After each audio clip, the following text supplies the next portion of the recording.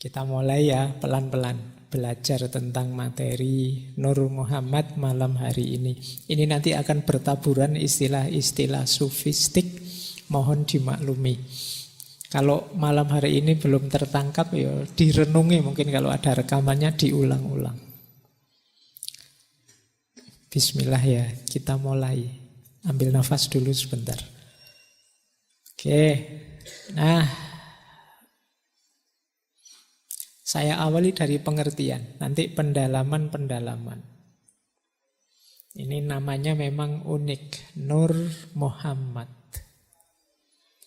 Istilah ini secara umum masyhur di dunia tasawuf, biasanya dipahami sebagai makhluk Allah yang paling awal, paling tinggi, paling mulia, paling utama.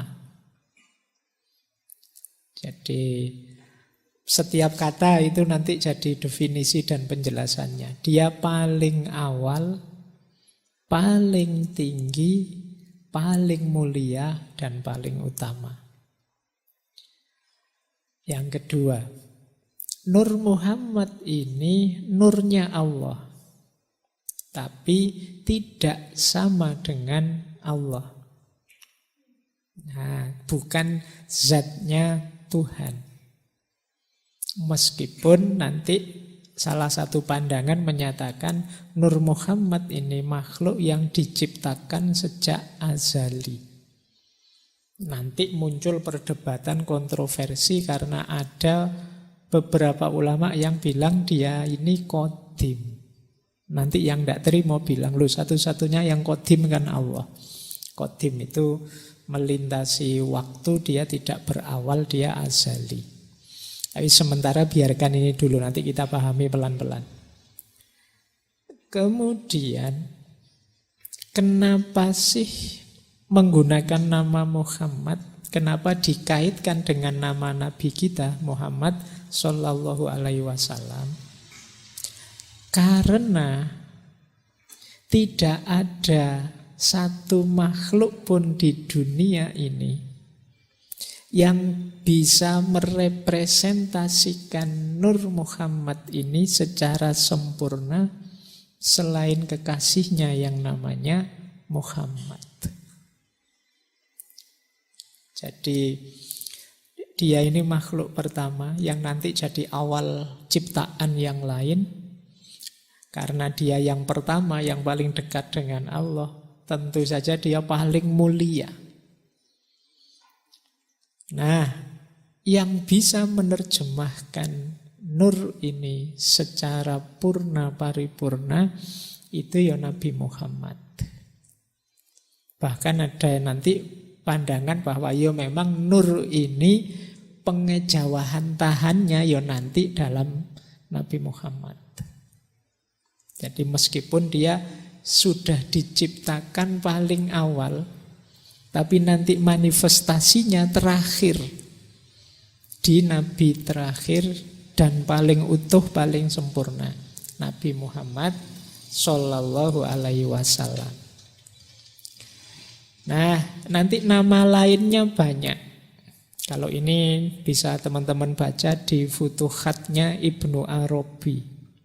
Ada kolam a'la, ada akal awal, ada amrullah, ada ar-ruh, ada al-malak, ada ar-ruh al-ilahi, ada ruh al-qudus, ada hak al-makhluk bih, ada yang ini mungkin teman-teman pernah dengar, syajaratul baidha. Syajaratul baidha itu pohon cahaya. Kenapa pakai istilah pohon cahaya? Karena Nur Muhammad ini seperti satu pohon yang darinya keluar banyak ranting dedaunan, yang itu analogi atau isyarat dari semua makhluk yang lain nanti keluarnya melalui Nur Muhammad ini. Nah, makanya dia disebut istilah syajaratul baidha, pohon cahaya. Oke, pokoknya dipahami dulu, ini namanya definisi, ya dimengerti dulu saja, nanti uraiannya di belakang. Jadi dia ciptaan Allah yang paling awal, dia paling utama, paling mulia, dan yang mampu memanifestasikannya secara sempurna, utuh, itu Nabi Muhammad.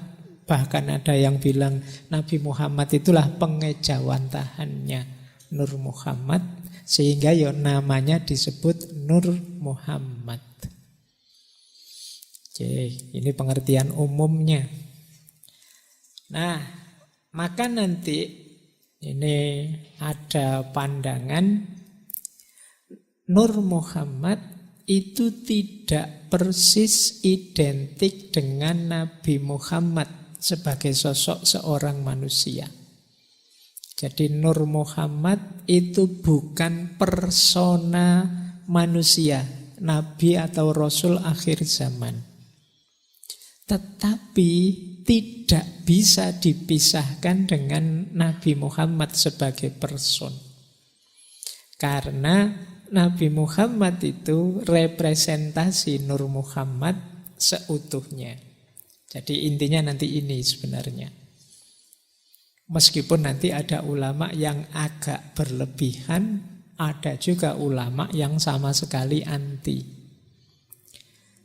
Oke, jadi dasarnya ini dulu. Sekarang kita masuk ke dalilnya dulu.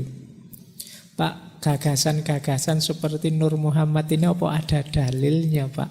Jangan-jangan 100% ngarang. Ternyata ya ada. Meskipun nanti untuk yang hadis ada beda-beda pandangan tentang kehujahannya. Kalau tentang Quran mungkin ada yang beda pandangan tentang tafsirnya. Tapi yang jelas ada. Misalnya kalau yang Al-Quran itu coba nanti dicek ya, surat Al-Maidah ayat 15. Ya ahlal kitab qad ja'akum rasuluna yubayyinu lakum katsiran mimma kuntum tuhfuna minal kitab. Wahai ahli kitab, sungguh telah datang padamu rasul-rasul kita, utusan kita yang menjelaskan pada kalian banyak hal yang tersembunyi dari kitab wahyunya Allah. Wa ya'fu an katsir, dan dia memberi banyak, memberi pemaafan. Nah, ini loh yang dimaksud Nur Muhammad tadi. Qad ja'akum minallahi nurun wa kitabum mubin. Sungguh telah datang pada kalian nur. Yang nur ini ya tafsirnya Nabi Muhammad. Wa kitabum mubin, dan kitab yang maha menjelaskan. Jadi di ayat ini ditegaskan datang dua hal untuk nuntun kita. Yang pertama nur, maksudnya Nabi Muhammad, dan yang kedua kitab.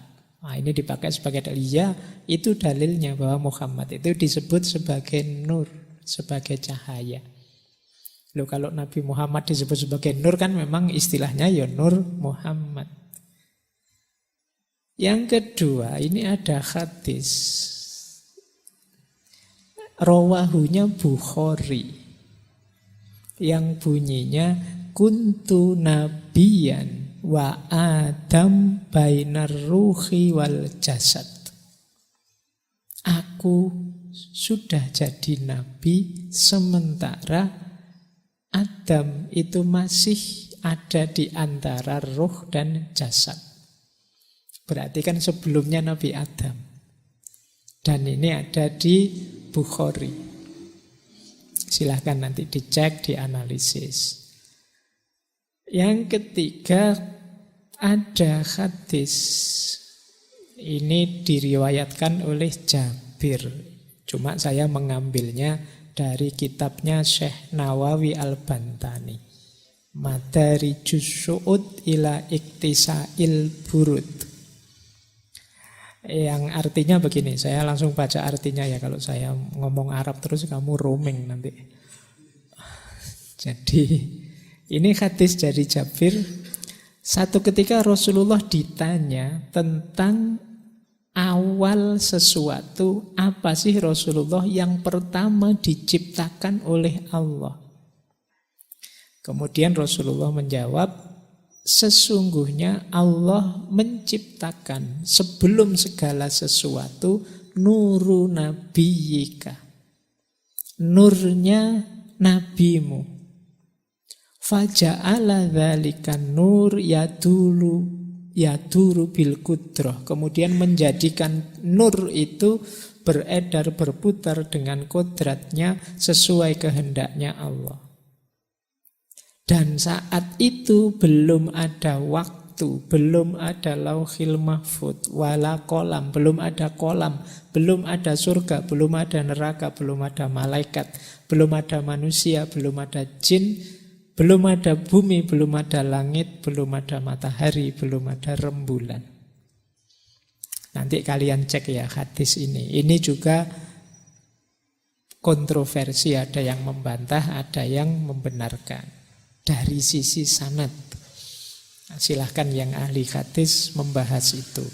Tapi yang jelas ada ternyata yang jadi pijakan naklinya. Baik, kita lanjutkan ya. Ini materinya agak panjang banyak, jadi kalian ambil nafas agak panjang malam hari ini. Saya khawatirnya menangkapnya setengah-setengah, jadi sekalian saya tuntaskan. Nah, selanjutnya satu ayat yang paling banyak dipakai untuk menjelaskan Nur Muhammad ini, ya ini ayat surat An-Nur ayat 35. Ini pernah saya bahas di sesi ngaji filsafat yang judulnya Filsafat Cahaya. Silahkan dicari, saya tidak akan menjelaskan detail. Yang bunyinya Allahu nurus samawati wal ard mathalu nurihi kamiskatin fiha misbah, dan seterusnya. Semoga yang istiqomah ngaji ingat ketika sesi filsafat cahaya itu. Ayat ini nanti jadi awal munculnya ide yang puncaknya ide tentang Nur Muhammad. Jadi kita awali dari sini nanti. Baik ya, tidak saya baca full. Ini sudah saya jelaskan satu sesi penuh 2 jam. Kalau saya bahas lagi berarti malam ini bahas itu lagi 2 jam selesai ngajinya. Nah, sekarang kita lanjut. Pokoknya malam hari ini agak serius ini.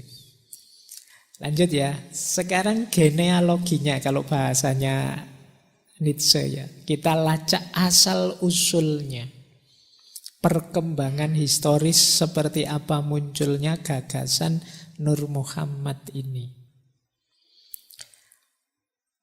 Gagasan ini paling awal banyak disebut diawali dari tafsirnya Syekh Muqatil bin Sulaiman.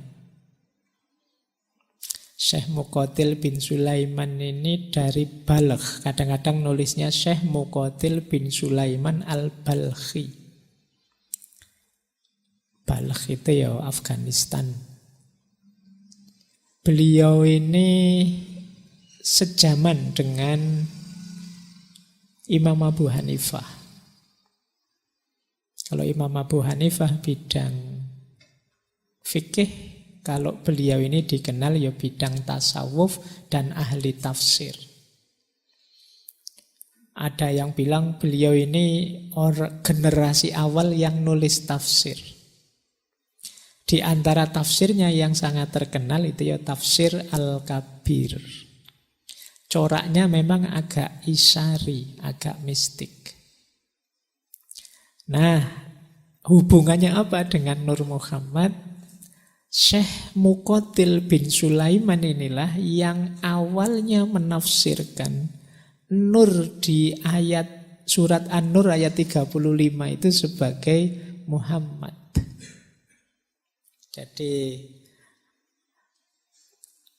misbah yang ada di surat An-Nur ayat 35 itu menurut Syekh Muqatil ya itulah Nabi Muhammad. Cahaya dalam bentuk misbah, misbah itu lampu yang menyinari. Kata Syekh Muqatil, ya Nabi Muhammad itu ya peran cahaya itu yang dijalani.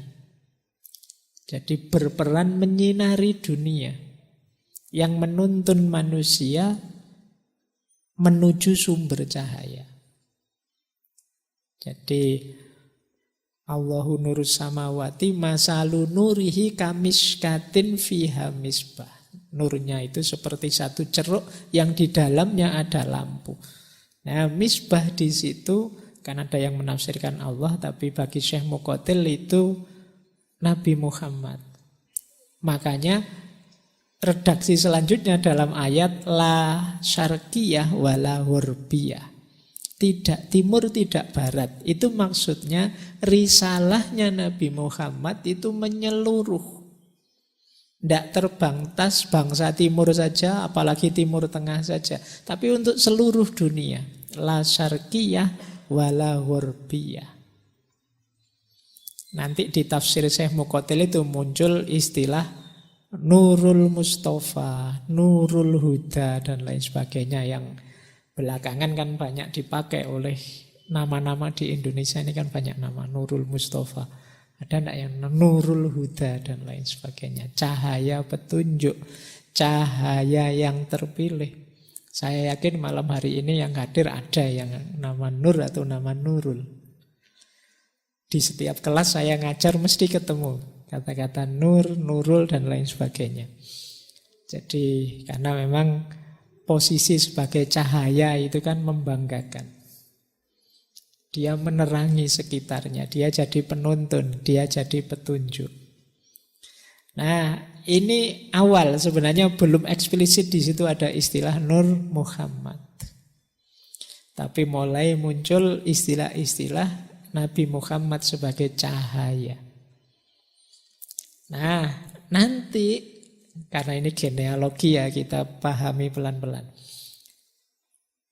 Terus mulai muncul banyak istilah tadi, kekaguman-kekaguman kepada Nabi secara alegoris, secara analogis menggunakan istilah cahaya. Termasuk istilah cahaya di atas cahaya. Nurun ala nurin. Nurun ala nurin ini ditafsirkan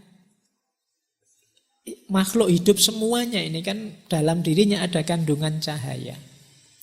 Tapi puncaknya cahaya ya Nabi Muhammad itu, ya Nur Muhammad itu. Maka Rasulullah itu nurun fauqa nurin. Dia cahaya di atas segala macam cahaya. Selain cahayanya Allah tentu saja. Jadi diawali dari tadi misbah, sekarang jadi nurun fauqa nurin. Dan itu kemudian banyak dipakai istilah cahaya ini dalam syair-syair. Yang paling terkenal kan dalam kitab Maulid Barjanzi, karya Syekh Ja'far bin Hasan Al-Barjanzi. Sebenarnya judul kitabnya bukan kitab Barjanji. Judul aslinya itu kalau tidak salah ya Iqdul Jawahir. Jadi yang ditulis oleh Syekh Al-Barjanji itu nama daerah kelahiran beliau, Syekh Ja'far bin Hasan ini. Beliau ini mufti dari mazhab Syafi'i di Madinah. Meninggalnya juga di sana. Jadi beliau nulis Maulid Barjanji ini yang judul aslinya Iqdul Jawahir, atau ada yang bilang Iqdul Jauhar. Isinya sebenarnya sirah nabawiyah, tapi sangat puitis, dan diantaranya menyebut itu nurun fauqa nurin, anta syamsun, anta badrun. dan anta nurun fauqa nurin. Nanti ada beberapa bagian dari kitab Barjanji itu yang disarahi oleh banyak ulama yang mengindikasikan adanya Nur Muhammad. Baik, sekarang mulai kelihatan ya asal-usulnya. Dari Syekh Muqatil, kemudian muncul istilah-istilah status kecahayaan Rasulullah, dan pengagungan terhadap beliau menggunakan istilah cahaya. Terus ya, cuma istilah definitif kata-kata Nur Muhammad itu baru muncul pada Syekh Sahal Al-Tustari. Jadi ini ya beliau sufi dari Persia, kelahirannya Tustar, daerah Iran. Beliaulah orang pertama yang menggunakan istilah dan merumuskan konsep Nur Muhammad. Jangan salah, kalau teman-teman baca sejarahnya Syekh Sahal ini, beliau ini sudah jadi sufi sejak balita. Umur 3 tahun sudah belajar tasawuf pada pamannya. Kalian umur 3 tahun masih umbelen. Masih ngiler, masih tidak karu-karuan. Syekh Sahal ini sudah belajar tasawuf pada pamannya. Dan nanti banyak cerita-cerita karomah-karomah beliau. Kalau kalian kan kalau cerita senengannya karomah-karomah. Ada banyak. Ada yang bilang beliau ini kuat tidak makan sampai 70 hari. Tidak usah ditanya kenapa begitu. Itu namanya karomah. Ya kalau masuk akal saja ya namanya bukan karomah. Di antara keistimewaan yang diberikan oleh Allah. Ada terkenal sekali suatu ketika beliau berdoa, ya Allah, anugerahilah aku kemampuan melihat rasa lapar sebagai rasa kenyang, demikian juga sebaliknya. Karena baik rasa lapar maupun rasa kenyang itu semuanya darimu. Nah, itu menarik ya kalau pakai teori pikiran kemarin, apa-apa ya dari pikiran sebenarnya. Kan banyak cerita-cerita orang itu bisa tidak makan apa-apa karena terjebak di mana. Saya pernah baca zaman penjajahan Jepang itu ada orang yang karena terkurung di jadi romusa, tidak ada makanan, sampai yang dimakan itu pasir dan batu bata. Sehingga sampai merdeka pun dia masih punya kemampuan makan batu bata itu. Loh ternyata bisa. Tidak terbayangkan ya, mungkin kalau ke belakang keluarnya semen, keluarnya makanannya batu bata. Tapi bisa. Syekh Sahal Al-Tustari juga begitu, dikenal kuat menahan lapar. Ada cerita satu ketika orang pingin nguji, apa benar orang ini memang tidak makan, ibadah terus.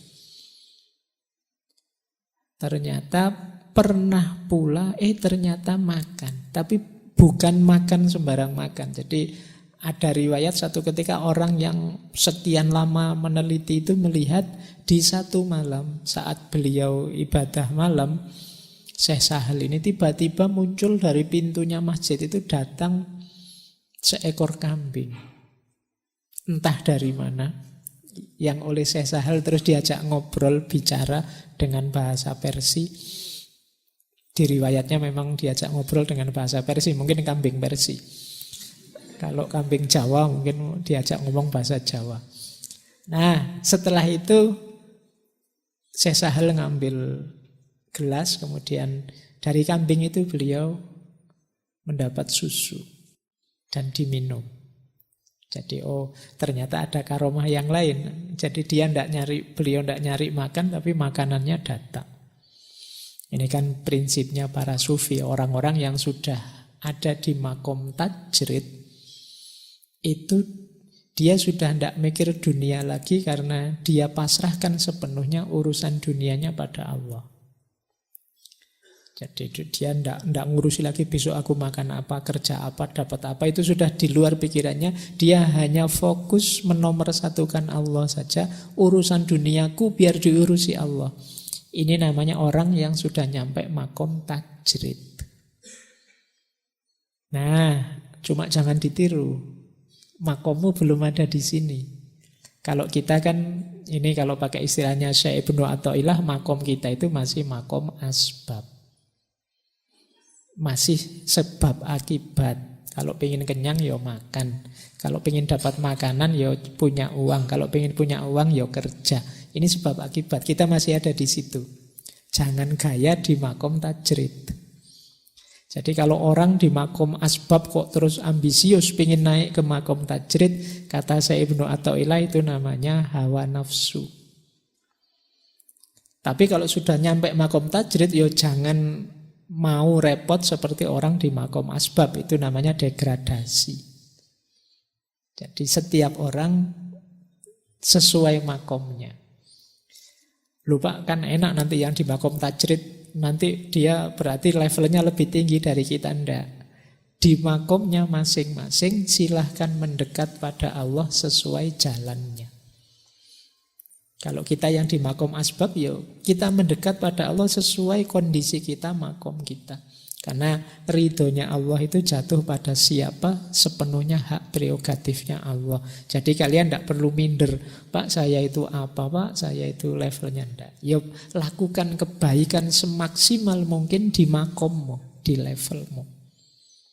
Tidak usah nunggu, Pak saya besok aja Pak rajin ibadah, kalau sudah makom saya naik setengah-setengah wali lah. Ya wis tidak nyampe. Makommu masih ada di situ, ya jalankan saja yang kamu mampu di levelmu. Nah, Sufi awal yang dikenal mengkonsep Nur Muhammad ini beliau, Syekh Sahal Al-Tustari ini. Beliau juga nulis tafsir. Di tafsir beliau lah nanti muncul gagasan tentang Nur Muhammad ini. Jadi menurut Syekh Sahal Al-Tustari, ini konsep-konsep yang saya jelaskan di awal tadi banyak ngambil antara lain dari konsep awal Syekh Sahal Al-Tustari ini. Jadi yang pertama apa? Allah sebelum menciptakan alam semesta, yang diciptakan duluan adalah Nur Muhammad. Jadi ini ciptaan Allah yang paling awal. Mungkin ada yang protes, kok begitu sih Pak, kok tidak nyambung sih Pak. Kata Syekh Nawawi Al-Bantani, loh itu hak prerogatifnya Allah, mau menciptakan yang awal itu apa. Nah Allah menciptakan yang paling awal itu Nur Muhammad. Nah dalam Nur Muhammad ini, ya dia memang disebut Nur. Anggap saja wujudnya cahaya, meskipun jangan mendefinisikan cahaya seperti lampu listrik sekian watt ini. Jadi bentuknya cahaya dan memang sifatnya qadim. Qadim dalam tanda petik ya, nanti dijelaskan di belakang oleh Ibnu Arabi. Awas campur dengan Allah. Meskipun nanti kalau di Al-Halaj dianggap sama levelnya. Nah, jadi dia prakekal, azali qadim. Meskipun qadimnya dalam tanda petik tentu saja tidak selevel Allah karena dia ciptaannya Allah. Dan selanjutnya alam semesta ini diciptakan oleh Allah melalui Nur Muhammad. Makanya tadi oleh Ibnu Arabi pakai istilah syajaratul baida, seperti pohon yang keluar banyak ranting cahaya. Jadi dari Nur Muhammad inilah nanti muncul banyak makhluk-makhluk dari level paling transenden sampai level materi. Jadi dia semacam sumbernya eksistensi. Nah, kemudian Syekh Al-Tustari juga menyebut nanti ya surat Al-A'raf ayat 172. Ayat ini kan kadang membuat kita bingung. Di ayat itu disebut, sebelum kita ada, di situ ada perjanjian antara kita dengan Allah. Yang di situ Allah tanya pada kita, alastu birabbikum. Kemudian kita jawab, bala syahidna. Kan terus kita protes, kapan saya jawab itu? Saya tidak merasa ada loh. Kok katanya dulu ada terus jawab. Nah, kalau di tafsirnya Syekh Tustari ini yang jawab itu ya Nur Muhammad. Dia potensi yang nanti melahirkan kita. Cikal bakal yang dari situ muncul kita. Bahkan ya dalam tafsirnya, dalam ceritanya Nur Muhammad ini begitu diciptakan dia sujud pada Allah sekian ribu tahun. Jadi makanya saat itu ada perjanjian, oke, makhluk akan lahir semua, tapi sebelum dimunculkan diajak berjanji. Jadi semacam disuruh syahadat dulu. Ditanya oleh Allah, alastu birabbikum, bala syahidna.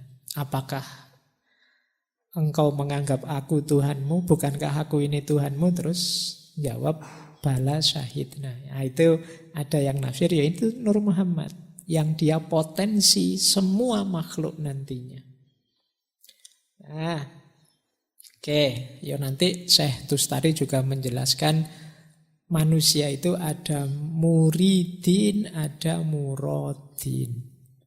Muridin itu sisi fisiknya, kemanusiaan kita. Kalau muradin itu hakikat diri kita yang paling dalam. Yang di situ ada Nur Muhammad. Baik, saya lanjutkan ya. Ini masih sejarah, masih kita jelajahi dulu asal-usul dan perkembangan konsepnya. Nah, ini boleh nanti teman-teman cari ya. Ini referensinya Syekh Sahal Al-Tustari, tafsir beliau yang tafsir Al-Quran Al-Azim. Kalimat yang saya kutip antara lain ini, Muhammad yang secara harafiah artinya yang terpuji, diyakini sebagai perwujudan sempurna, cahaya azali yang juga merupakan sumber penciptaan alam semesta, termasuk para nabi dan seluruh keturunan manusia.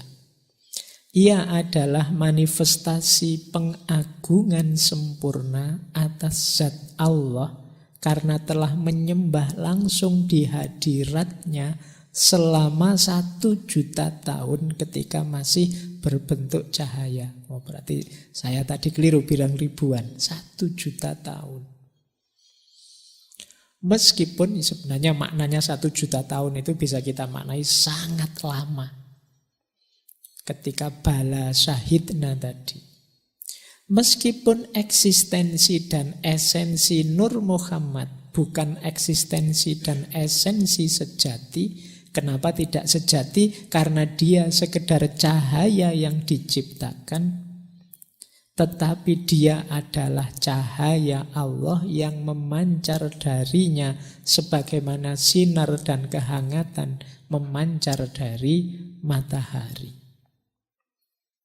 Jadi kalau diibaratkan cahaya matahari, Allah itu mataharinya, cahaya itu Nur Muhammad. Cahayanya adalah Nur Muhammad. Jadi ini pakai ibaratnya Syekh Sahal Al-Tustari. Makanya ya beda. Cahaya matahari dengan matahari kan beda. Tapi dekat, sangat dekat. Bahkan nyambung. Nanti seluruh cahaya, seluruh terang di muka bumi ini yang muncul dari situ. Oke, ini tokoh kedua yang disambungkan dengan Nur Muhammad. Tokoh ketiga, muridnya Syekh Sahal antara lain Abu Mansur Al-Hallaj. Ini pernah kita bahas satu sesi khusus. Tokoh yang mungkin sangat teringat di pikiran teman-teman. Karena kontroversinya. Nah, pandangan Al-Tustari ini sangat berpengaruh nanti terhadap Husain bin Mansur Al-Hallaj ini. Jadi kata Al-Hallaj, ya Nur Muhammad itu makhluk pertama.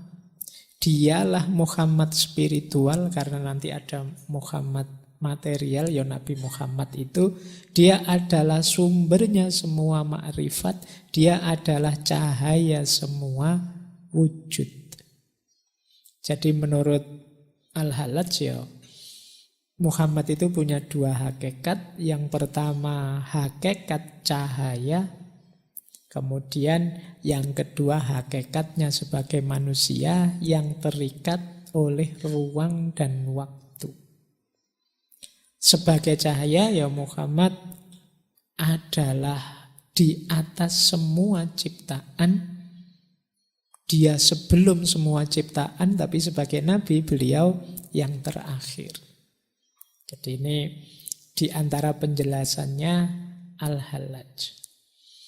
Nah, yang menarik dari Al-Hallaj nanti yang berhubungan dengan gagasan kontroversial tentang takhallul.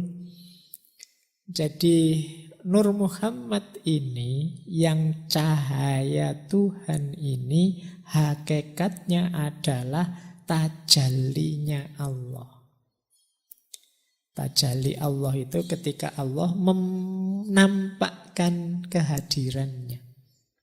Ketika Allah memanifestasikan keberadaannya melalui ciptaannya. Berarti Nur Muhammad tadi yaitu tajallinya Allah yang paling utuh, paling sempurna.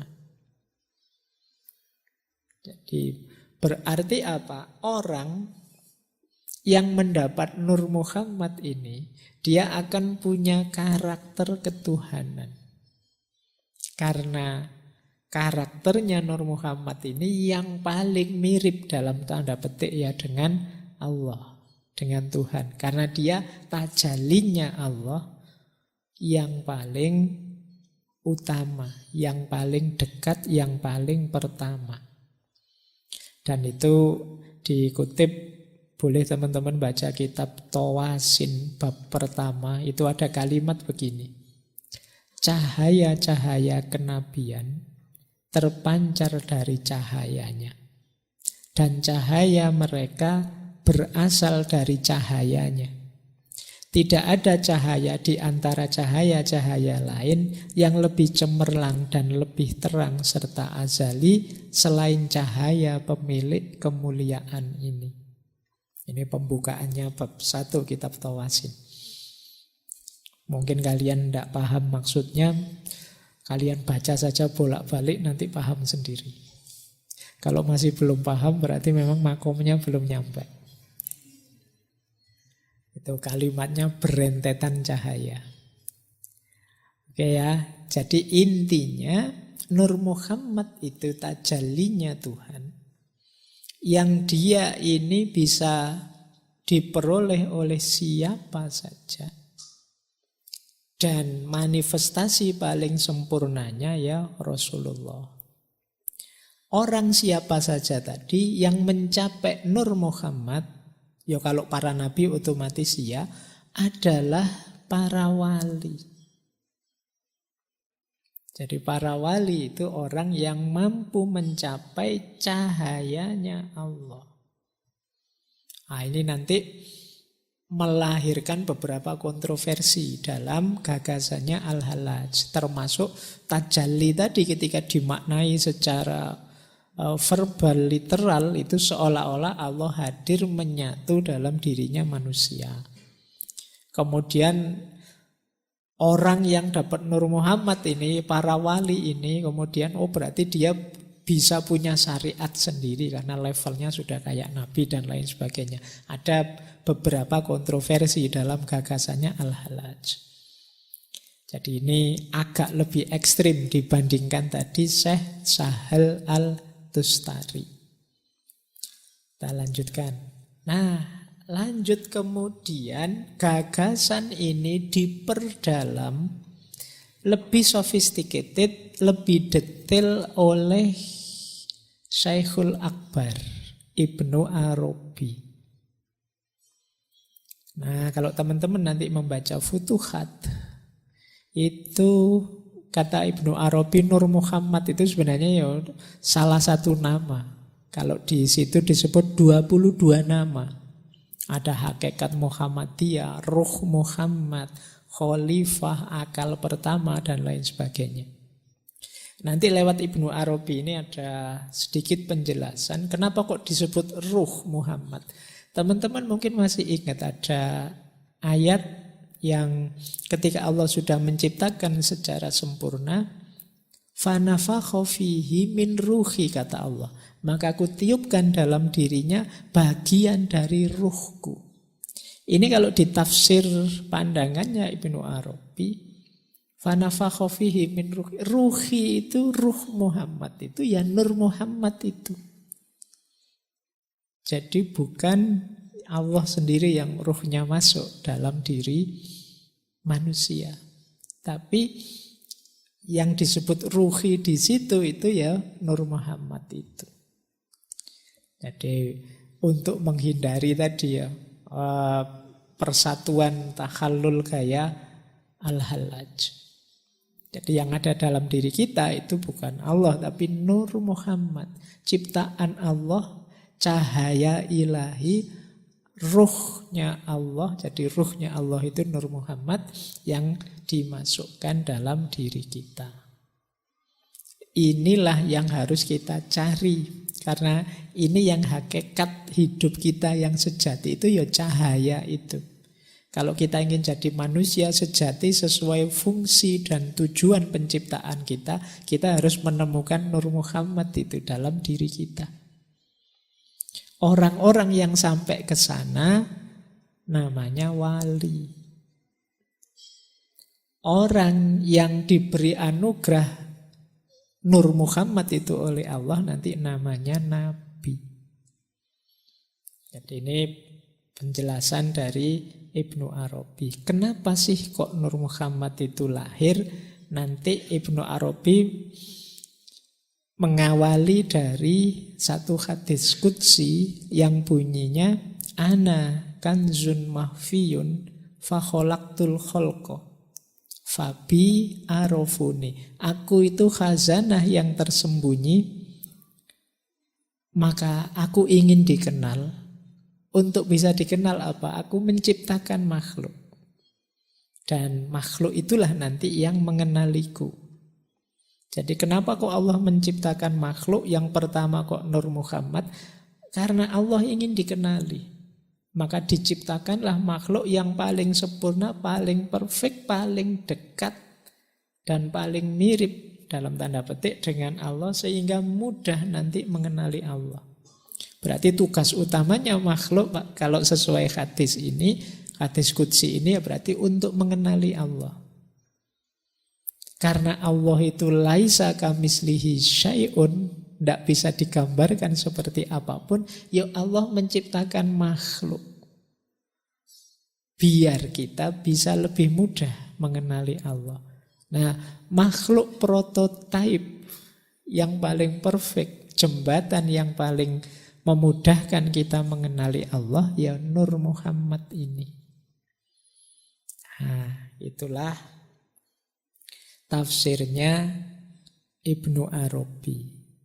Jadi makhluk itu jalannya Allah untuk bertajalli, menampakkan dirinya. Jadi dalam diri setiap makhluk sebenarnya terdapat kandungan ilahiyah. Yang itu yang harus kita hidupkan. Baik, ini pelan-pelan ya, nanti kita urai. Ini masih mentah pikirannya mereka, para sufi, para tokoh. Lanjut, ini saya belum nafsir-nafsir ya, saya hanya mengikuti yang ditulis. Kemudian melanjutkan tadi ya, manusia itu adalah tajallinya Tuhan yang paling sempurna. Dalam arti di antara semua makhluknya Allah, yang paling dekat kualifikasi dan kualitasnya dengan Allah itu manusia. Di antara semua manusia, yang paling puncak, paling sesuai karakter dan ciri-cirinya dengan Allah itu Nur Muhammad. Dan Nur Muhammad ini manifestasi konkretnya ada pada Nabi Muhammad. Jadi ini rentetan logiknya. Nah, nanti kata Ibnu Arabi, ya Nabi Adam dan Muhammad itu sama-sama bapaknya manusia. Kalau Rasulullah Nabi Muhammad yang manifestasi Nur Muhammad tadi adalah Abul Arwah, kalau Nabi Adam itu Abul Jasad. Jadi bapak rohani kita itu Nur Muhammad, bapak jasmani kita itu Adam. Yang Nur Muhammad itu manifestasi lahiriahnya ya Nabi Muhammad. Maka kata Ibnu Arabi, dalam diri kita itu ada unsur-unsur kemuhammadan. Atau kalau di kitabnya ya ada unsur-unsur Muhammadiyah. Jangan tanya yang NU ada di mana. Iya. Wah, berarti dalam diri kita ada unsur kemuhammadian ini, NU-nya ono ning ndi terusan. Jadi ada unsur kemuhammadan. Jadi bagian dari Nur Muhammad, potensi cahaya yang siap untuk kita nyalakan, kita hidupkan. Meskipun kebanyakan kita tidak terlalu care dengan itu. Termasuk ada unsur-unsur keadaman, kalau ini jelas. Unsur-unsur fisik jasmania. Nah, kata Ibnu Arabi, Nur Muhammad itu akan terus sampai akhir zaman. Yang mewarisi siapa? Para sufi, para mursyid. Oleh karena itu kata Ibnu Arabi, memandang wajah guru, wajah mursyid itu seperti memandang Nur Muhammad. Kenapa sih para sufi atau orang-orang yang biasanya pengikut toreko tertentu itu suka masang fotonya mursyidnya, fotonya gurunya? Untuk membantu membangkitkan cahaya, membangkitkan Nur Muhammad dalam dirinya. Karena guru adalah manifestasi tadi yang sudah mampu menghidupkan Nur Muhammad dalam dirinya. Semoga dengan melihat wajah gurunya itu bisa membangkitkan Nur Muhammad tadi yang membuat tambah dekat pada Allah. Kalau nonton wajahnya gurumu, guru-guru sufi, para mursyid itu kan mengingatkan kita pada Allah, membuat kita tambah dekat. Kan beda kalau lihat gambarnya artis, lihat gambarnya grup band kesukaanmu, pemain sepak bola kesenanganmu. Itu kan kamu terbawa kemana kan pastinya nggak ke Allah. Yang bisa membawamu ke Allah itu kalau lihat gambar-gambar gurumu, antara lain mursyidmu. Jadi kenapa dibalik beliau-beliau itu di dalam dirinya ada Nur Muhammad. Sebagaimana dalam dirimu juga ada potensi cahaya tadi. Jadi biar frekuensimu nyambung dengan frekuensi mereka. Berarti kamu sebagaimana beliau tambah dekat pada Allah. Ini Ibnu Arabi. Kita lanjutkan. Sekarang ke murid beliau, Syekh Abdurrahman Al-Jili. Beliau ini muridnya Ibnu Arabi, masih keturunannya Syekh Abdul Qadir Al-Jilani. Beliau panjang sekali menafsir tentang Nur Muhammad ini. Di antara kitab beliau yang terkenal itu tentang Insan Kamil. Ini kitab yang 2 jilid besar. Yang 2 jilid itu sekitar 53 atau 54 bab. Saya ingat karena nanti di jilid kedua itu di situ ada penjelasan menarik bahwa Aristoteles itu banyak mendapat pelajaran dari Nabi Khidir. Coba kamu cari penjelasan itu di tulisannya Syekh Abdurrahman Al-Jili ini tentang insan kamil. Itu nyambungnya bagaimana antara Aristoteles dengan Nabi Khidir. Nabi Khidir kan lintas waktu memang. Ya sopo ngerti memang menemui Aristoteles. Dan Aristoteles bisa belajar dari beliau, itu berarti punya kapasitas spiritual tertentu. Aristoteles. Kadang-kadang kita aja ketemu Nabi Khidir mungkin tidak kenal. Karena itu tadi frekuensi kita beda. Level kita mungkin tidak nyampe. Tapi kalau bisa sampai belajar ya luar biasa. Jangan-jangan buku-bukunya Aristoteles itu tentang politik, tentang retorika, tentang itu. Jangan-jangan ilmunya Nabi Khidir. Oke, yo percaya ndak percaya monggo saja. Tapi ini yang ngomong sekelas beliau, Syekh Abdurrahman Al-Jili. Baik, ada beberapa yang mungkin perlu kita garis bawahi dari Syekh Al-Jili ini. Beliau melanjutkan gurunya tentang tadi ya, kuntu kanzan mahfiyan fa ahbabtu an u'rafa fa khalaqtul khalqa fa bi arafuni. Aku adalah khazanah tersembunyi, kemudian aku ingin dikenal, lalu kuciptakan makhluk. Dan dengan makhluk itu mereka mengenali aku.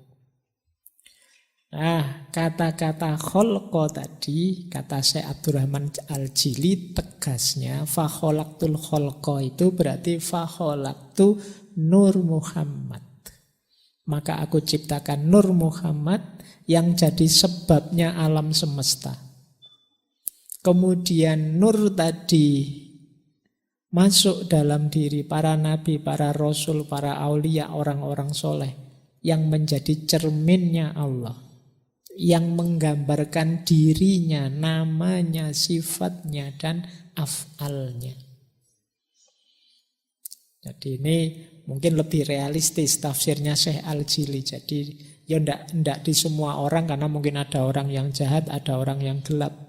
Fabi arafuni tadi, dengan makhluk mereka mengenaliku, ya makhluk yang baik, yang soleh, yang dekat dengan Allah, yang sadar ketuhanannya Allah. Dan itu para nabi, para aulia, para ulama yang dalam dirinya Nur Muhammad ini hidup. Dari merekalah orang bisa sadar, bisa kenal tentang Allah. Jadi dari orang-orang soleh, para nabi, para ulama, para aulia, mereka inilah yang menghidupkan Nur Muhammad dalam dirinya. Jadi ini tafsirnya Syekh Abdurrahman Al-Jili. Nah, nanti beliau panjang menjelaskan, oh Nur Muhammad itu setelah Allah menciptakan Nur Muhammad, Allah menciptakan surga neraka, lalu menciptakan wujud ulia, terus menciptakan wujud sufla, dan lain sebagainya. Nur Muhammad itu sendiri akan lahir secara fisik sempurna dalam diri Nabi Muhammad Sallallahu Alaihi Wasallam. Nah, ini tafsirnya Syekh Abdul Karim Al-Jili. Lanjut ya. Nah, beliau saya bilang tadi nulis kitab Insan Kamil. Insan Kamil ini adalah perwujudan Nur Muhammad. Dan hanya Nabi Muhammad yang bisa disebut insan kamil yang hakiki. Nabi-nabi yang lain ya memang perwujudan insan kamil. Para ulama, para aulia iya, mungkin dalam diri kita sedikit iya. Tapi perbandingan insan kamil yang lain dengan Nabi Muhammad, kata Syekh Abdul Karim Al-Jili, itu perbandingan antara yang sempurna dan yang lebih sempurna. Yo insan kamilnya nabi-nabi yang lain juga para wali sempurna, wong namanya kamil. Tapi Rasulullah ini lebih sempurna memanifestasikan insan kamil. Kalau menurut Syekh Abdul Karim Al-Jili ini ya, insan kamil itu ada level bidayah, ada level tawasud, ada level khitam. Di level bidayah itu orang yang mulai dapat mewujudkan asma sifat-sifat ilahiyah pada dirinya. Ini kemungkinan mengelola akhlaknya, perilakunya, takholak bi akhlakillah. Naik satu level tawassut. Di level tawassut ini biasanya sudah dapat wawasan-wawasan kemakrifatan. Di level puncak, level khitam, ini dia bisa merealisasikan citra ketuhanan secara utuh. Nah, ini mungkin nanti kapan-kapan kita bahas secara tersendiri ya, karena ureanya panjang. Karya Syekh Abdul Karim Al-Jili ini tentang insan kamil.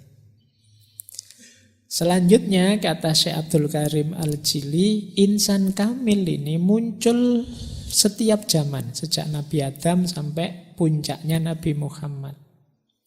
Siapapun yang bisa mengaktualkan amalan dan tindakan seperti yang dilakukan oleh Nabi Muhammad, maka dia sebenarnya sedang menghidupkan citra yang paling tinggi yang bisa diperolehnya sebagai insan kamil. Jadi kalau kita bingung, Pak, gimana caranya saya menghidupkan Nur Muhammad dalam diriku? Ayo kita ikuti cara hidupnya Nabi Muhammad. Karena beliaulah yang memanifestasikan Nur Muhammad secara paripurna. Nah, itu makanya kemarin di awal-awal sesi kan kita langsung masuk ke akhlak dan adabnya Rasulullah. Loh, penting kita hidupkan itu dalam rangka, yaitu caranya untuk menyalakan, menghidupkan Nur Muhammad dalam diri kita. Yuk kita langsung niru pada yang paling puncak, menghidupkan Nur Muhammad, yaitu Nabi Muhammad sendiri. Jadi caranya mudah, niru. Mungkin kalian gerundel, ya mudah Pak kalau diceramahkan, kalau dijalankan ya tidak segampang itu. Kemarin kalian kan kalau pas kita ngaji akhlak dan adabnya itu kan kalian cuma bisa wow saja kan, wah kan gitu aja nih ya. Setelah ngaji ya hidup kembali seperti biasanya. Nah, padahal kita ada amanat itu. Katanya tadi kan semoga kita bisa jadi jalan dikenalinya Allah. Karena kita diciptakan itu antara lain Allah menciptakan makhluk itu kan untuk Allah agar dikenali. Jadi paling tidak orang kalau lihat kalian itu ya kesadaran ilahiyahnya muncul. Wah, nonton anak kok sesoleh ini. Jadi ingat Allah aku kalau nonton kamu. Nah itu berarti lumayan kamu bisa membuat orang mengenali Allah dari melihatmu. Kayak kalian kalau lihat para ulama, para wali itu kan jadi sadar Allah. Cuma kan mungkin sekarang ya belum, kita masih di level-level kalau orang lihat kita mungkin pengen mukuli, pengen jengkeli masalahnya. Oke, lanjut ya. Ini kita sudah sampai pada Syekh Abdul Karim Al-Jili. Saya berhenti di sini di Abdul Karim Al-Jili untuk sejarahnya. Setelah ini panjang sebenarnya. Banyak sekali ulama-ulama yang membahas tentang Nur Muhammad ini. Meskipun ada juga yang tidak setuju. Nah, ada yang tidak setuju itu alasannya hadisnya. Tadi kan saya sebut hadis. Ada yang tidak setuju itu alasannya terlalu berlebihan mistik sufinya. Ada yang tidak setuju itu karena di antara tokoh-tokoh yang saya sebut tadi ada yang dianggap Syiah, kita kan Sunni. Kemudian macam-macam orang tidak setuju itu. Baik, ya tidak apa-apa, kan tadi saya bilang setuju tidak setuju monggo saja. Tapi ini sebagai konsep, ini bagian yang khas. Kalau dalam tradisi tasawuf namanya tasawuf falsafi. Dalam tradisi filsafat Islam ini salah satu isu yang khas. dalam filsafat Islam. Oke, sejarahnya sudah ya. Sekarang kita masuk ke konsep-konsep, teori-teori yang jadi implikasi Nur Muhammad tadi. Implikasi itu berarti kalau kita meyakini Nur Muhammad, terus apa yang terjadi? Ada pandangan-pandangan apa sebagai implikasinya? Yang pertama jelas, kalau kita menerima Nur Muhammad, berarti ciptaan pertama itu Nur Muhammad. Yang itu mungkin polanya berbeda dengan yang kita pahami selama ini. Tentang ciptaan itu kan dalam Islam ada 3 teori penciptaan itu. Ada teori kun, penciptaan dari tiada. Kun fayakun. Ini kan paling sering kita pakai. Allah itu ya pengen apa-apa tinggal kun fayakun. Ada model faid. Faid itu emanasi. Jadi emanasi itu pelimpahan. Faid itu dalam bahasa Persia itu kadang nulisnya faiz. Jadi saya pernah ke Iran itu ada tulisan besar sekali faiz itu. Aku GR, aku terkenal di sini. Ternyata itu faid, jadi pelimpahan. Emanasi. Emanasi itu logika sederhananya makhluk itu tercipta dengan cara melimpah. Mungkin sulit kalian membayangkan melimpah itu ya. Melimpah itu karena gini loh. Sesuatu kalau kun fayakun kan kayak sulapan. Abracadabra ada, terus kun fayakun. Apa saja terus yang diinginkan Allah hadir ada. Kalau melimpah itu, karena ini para filosof biasanya tidak mungkin ada sesuatu tercipta tanpa ada bahan dulu sebelumnya. Pasti ada bahannya. Loh, kalau begitu ciptaan itu juga apapun itu ada bahannya. Lah kalau ciptaan paling awal, sebelum ada apa-apa, bahannya apa terusan? Karena tidak ada apapun, ya tentu saja yang ada hanya Allah saja. Berarti ya bahannya ya Allah itu. Berarti apa? Melimpah dari dirinya Allah. Jadi ciptaan itu ya sumbernya Allah juga. Makanya ciptaan itu berjenjang. Kenapa? Ya kalau sumbernya Allah kan tidak mungkin termasuk yang jelek-jelek juga sumbernya Allah. Yang levelnya bawah seperti materi kan tidak mungkin. Nah, berarti apa? Ya nanti berjenjang. Limpahan pertama, limpahan kedua, limpahan ketiga, dan seterusnya.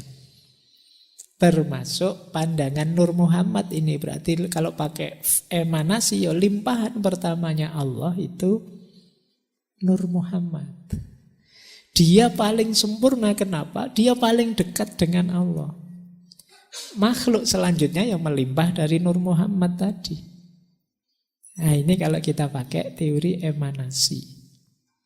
Kalau pakai teori kun fayakun, ya berarti kun fayakunnya Allah itu Nur Muhammad. Selanjutnya kun fayakunnya melalui Nur Muhammad itu. Segala potensi kehidupan, segala potensi makhluk ada dalam diri Nur Muhammad. Itu pun hasil kun fayakunnya Allah. Ada yang ketiga namanya tajalli. Kalau ini terkenal di para sufi.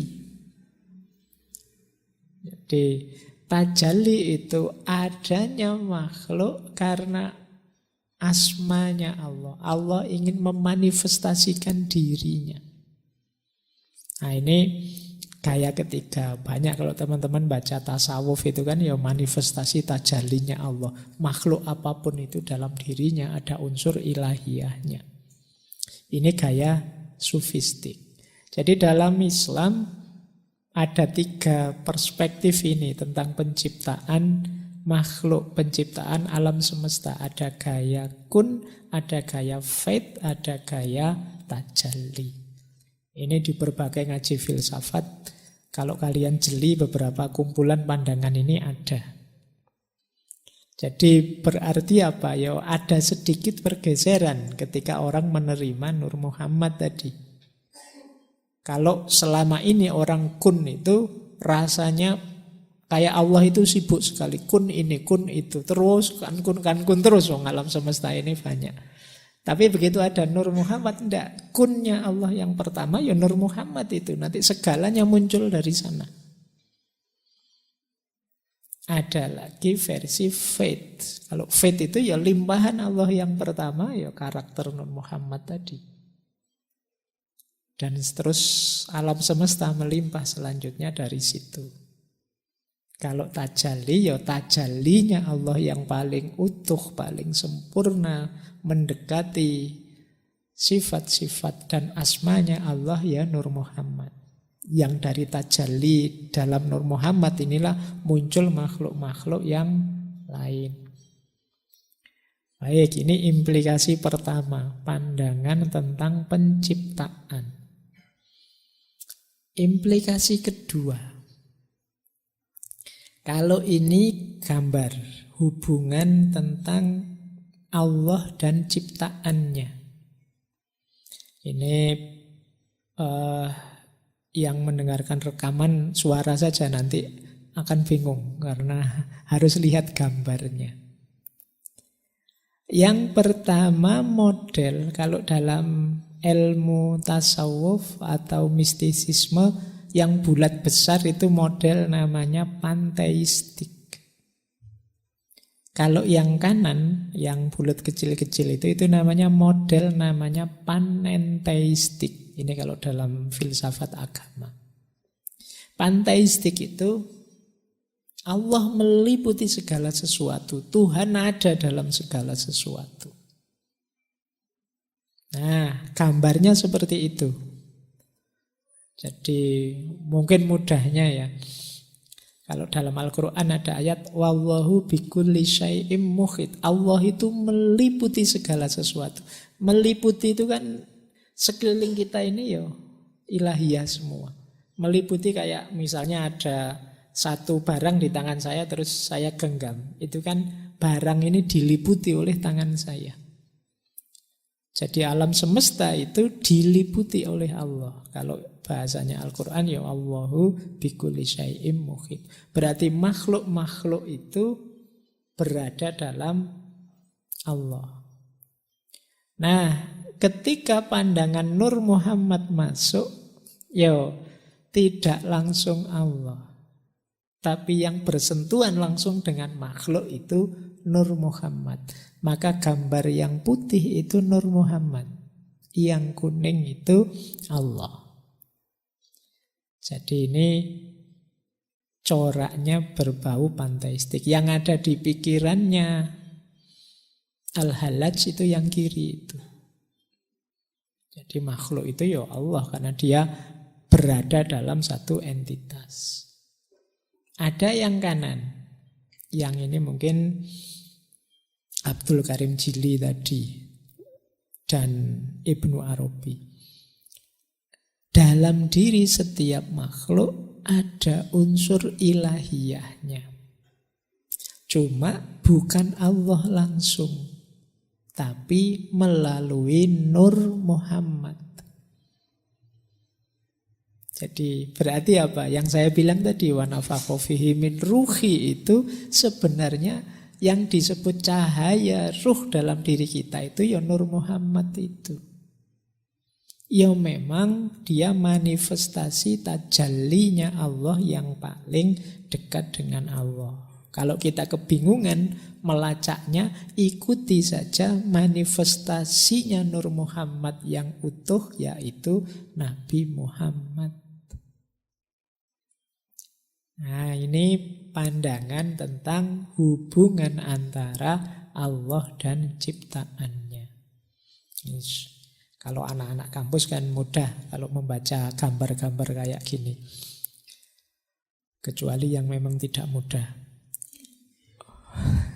Oke ya, paling tidak kalian bisa menangkap itu ya. Jadi hubungan kita dengan Allah itu gambarnya kayak gimana sih? Coba kamu balik. Banyak orang gambarnya ya terpisah sama sekali. Allah di sana, aku di sini. Nah, tapi ada juga yang gaya bulat besar itu, ada juga yang gaya bulat kecil-kecil. Kita lanjutkan. Nah, nanti ada pula pandangan tentang alam semesta. Termasuk ini alam ini dalam tanda petik ya. Ini kalau dalam dunia tasawuf yang disebut alam itu sebenarnya analogis tentang keberadaan atau wujud. Implikasi dari Nur Muhammad tadi ya muncul banyak pandangan. Dan ini banyak sufi-sufi Nusantara juga memegangi pandangan Nur Muhammad ini. Sehingga muncul banyak pandangan termasuk tentang alam. Ada martabat 5, ada martabat 7 dan lain sebagainya. Itu implikasi dari Nur Muhammad.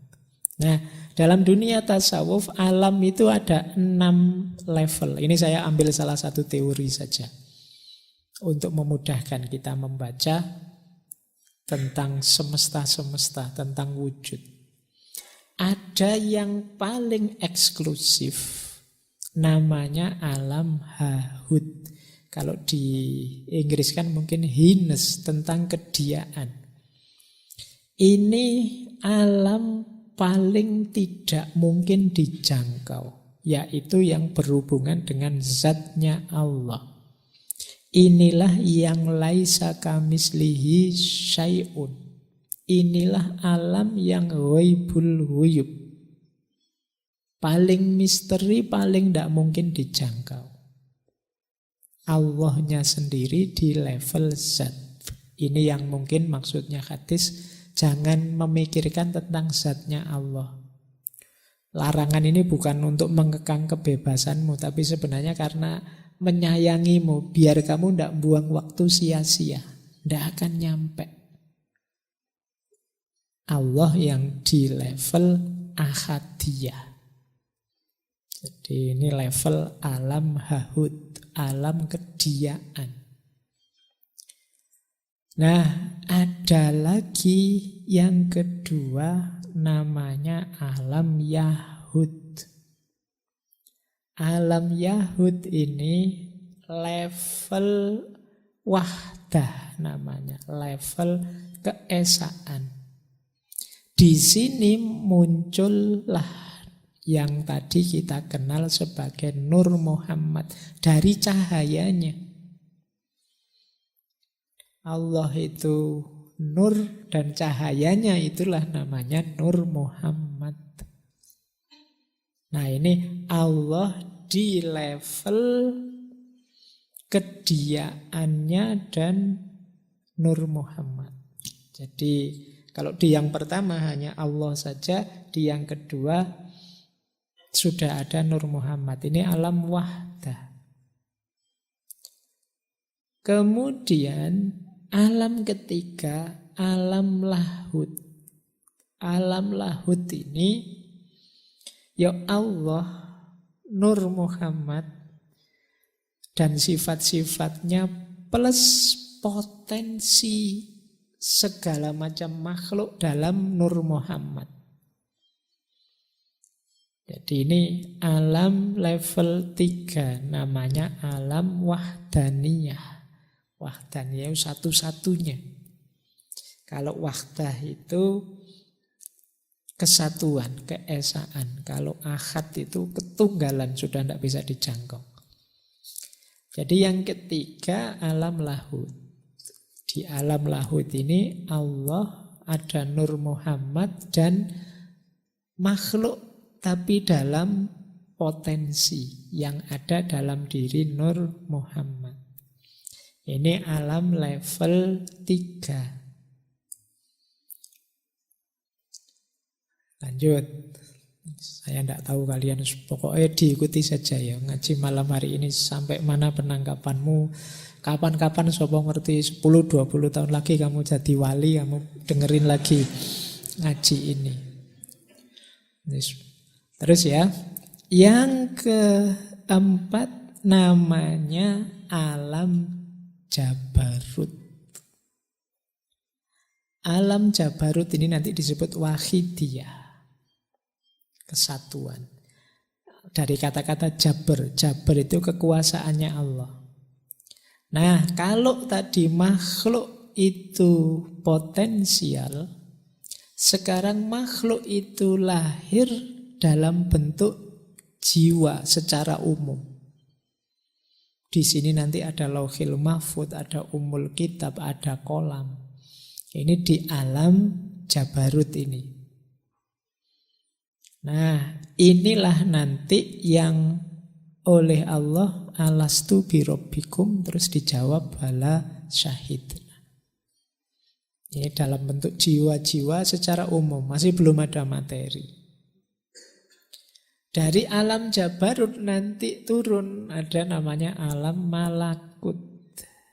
Alam malakut ini jiwa-jiwa tadi sudah punya bentuk, tapi masih immateri. Jadi di sini nanti ada jiwanya binatang, jiwanya tumbuhan, ini jiwanya manusia, ini jiwamu, ini jiwa. Ini adanya di alam malakut. Yang paling akhir alam nasut. Alam nasut itu alam materi. Jadi disinilah nanti jiwa-jiwa tadi masuk dalam jasad, dalam wadah yang sudah disiapkan sebelumnya. Oh, ini pandangan tentang Nur Muhammad ini ya ternyata ada implikasinya dalam level-level alam. Itu mungkin kita menyebutnya dimensi. Alam yang banyak berlipat-lipat. Ada alam Hahut, Yahud, Lahut, Jabarut, Malakut, dan Nasut. Ini mungkin kalau pakai bahasa hari ini multiverse-nya tasawuf. Jadi hari ini kan rame tentang multiverse itu kan, berlipat-lipatnya alam. Ternyata ya di tasawuf sudah lebih duluan punya teori tentang alam yang berlipat-lipat. Jadi hidup ini ternyata tidak sekedar yang kita jalani dan nanti sesudah mati. Ternyata ada banyak level-levelnya. Oke, jadi ini pengaruh terhadap pandangan tentang alam. Lanjut. Kemudian pengaruhnya terhadap pandangan tentang sejarah. Teman-teman mungkin akrab dengan kalimat laulaka ya Muhammad ma khalaqtul aflaq. Hadis qudsi. Atau ada yang bilang laulaka ma khalaqtul aflaq. Kalau bukan karena engkau Muhammad, aku tidak akan menciptakan alam semesta ini. Ini sering dimaknai betapa cintanya Allah pada Muhammad. Tapi ini dalam konteks Nur Muhammad, ini mempengaruhi pembacaan kita terhadap sejarah. Jadi versi Nur Muhammad ini berarti sejarahnya manusia, sejarahnya Bani Adam, itu hakikatnya adalah sejarah Muhammadiyah. Enggak usah takut NU meneh. Saya bilang Muhammadiyah mesti bayanganmu NU. Sejarah kemuhammadan. Jadi Bani Adam, Nabi Adam itu sekitar 6.000-an tahun sebelum Masehi, 600.000-an sekian itu kan di Ibnu Katsir. Itu sebenarnya sejarah Muhammad. Ini menjelaskannya susah. Bayangkan gini wis. Film tentang siapalah superhero yang kamu senang siapa? Misalnya film tentang Iron Man. Sutradaranya pengen bikin film Iron Man.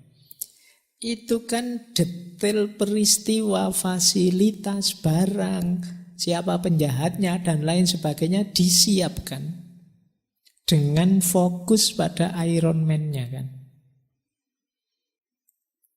Jadi kalau film ini semacam tokoh utamanya, hero-nya. Jadi semua cerita, semua fasilitas, semua narasi itu sebenarnya mendukung sang hero ini. Itu kan kalau film.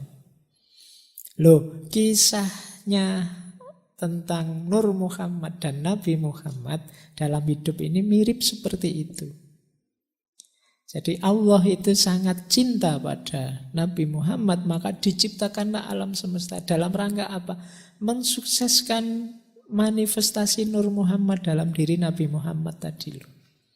Yang itu diawali pelan-pelan sejak Nabi Adam, memuncak sampai Nabi Muhammad.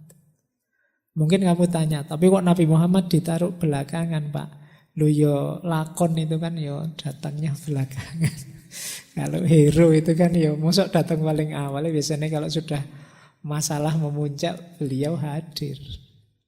Jadi termasuk hadirmu siapapun kalian itu dalam rangka mengikuti irama naskah cerita kemuhammadan tadi.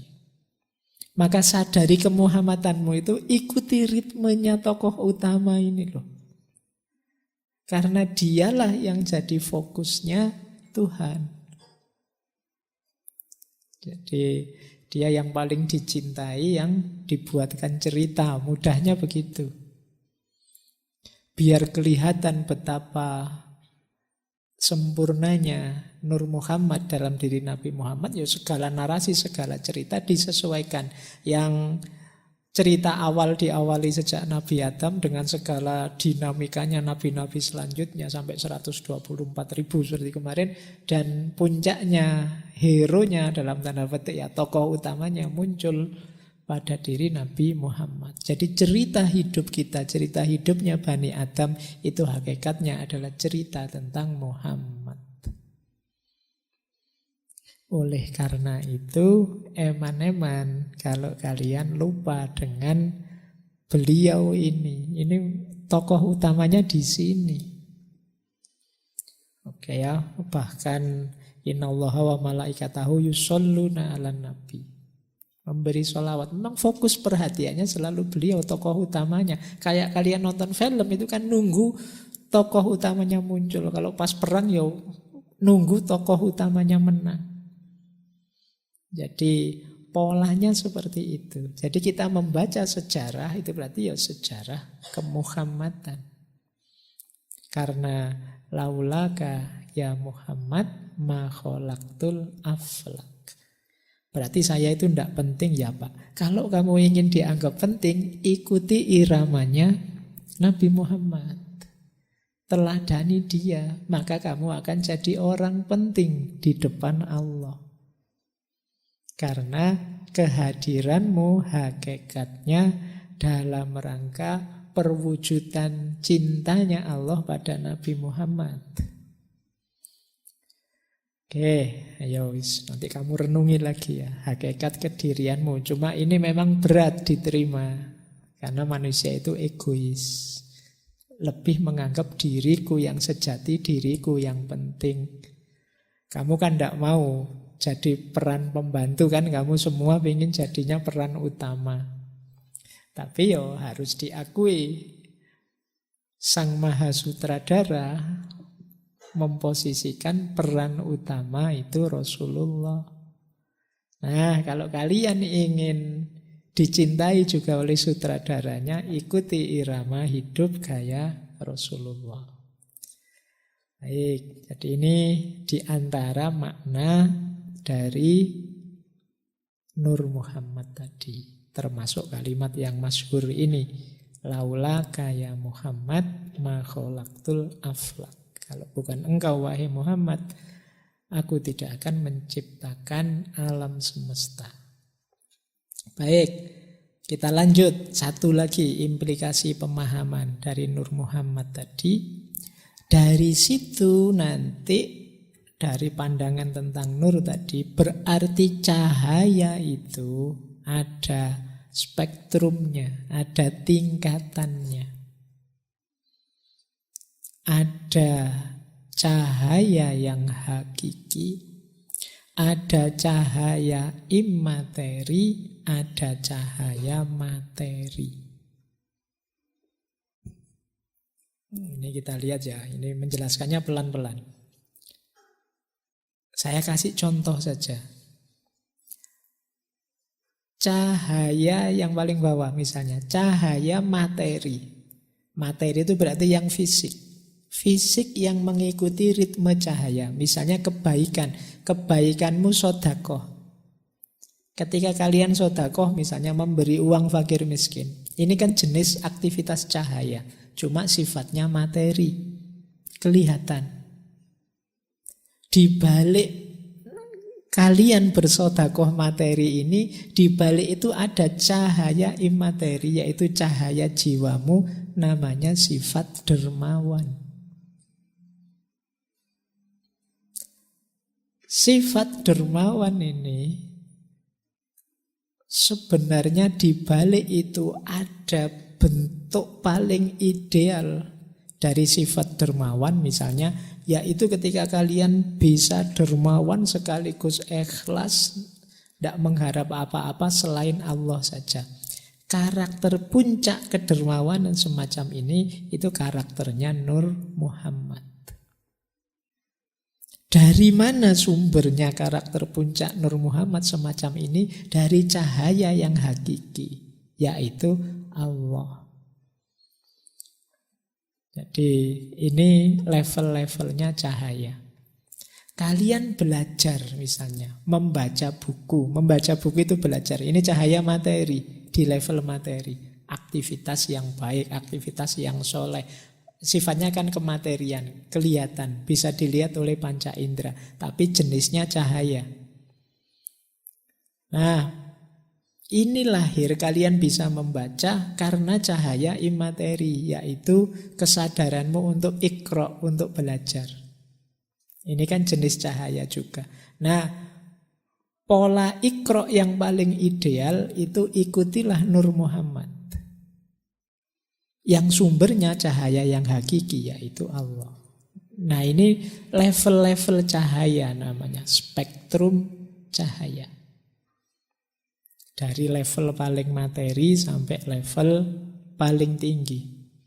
Pak opo ya memang diawali cahaya. Ya ada juga yang tidak tersentuh cahaya. Misalnya kalau tadi sedekah ya berarti yang tidak tersentuh cahaya itu berarti pelit. Tidak mau ngasih apa-apa. Ini berarti dia tidak tersentuh cahaya, namanya kegelapan. Ada yang cahaya di materi tapi imaterinya tidak. Kamu sedekah tapi pamrihnya besar. Nah, ada yang imaterinya bercahaya tapi belum memuncak. Tidak sampai level Nur Muhammad yang sempurna. Ya kayak kita, wah saya bukan nabi ya Pak, tidak bisa seikhlas itu misalnya ya. Tapi itu tetap cahaya meskipun belum puncak. Jadi yuk kita berusaha memuncak. Nah, jadi ini tingkat-tingkatan cahaya namanya. Oke ya. Nanti diulang lagi, didengarkan. Ada banyak contoh tentang ini dalam hidupmu. Jadi kalau ingin mencahayai hidupmu secara sempurna, ya cahaya materi di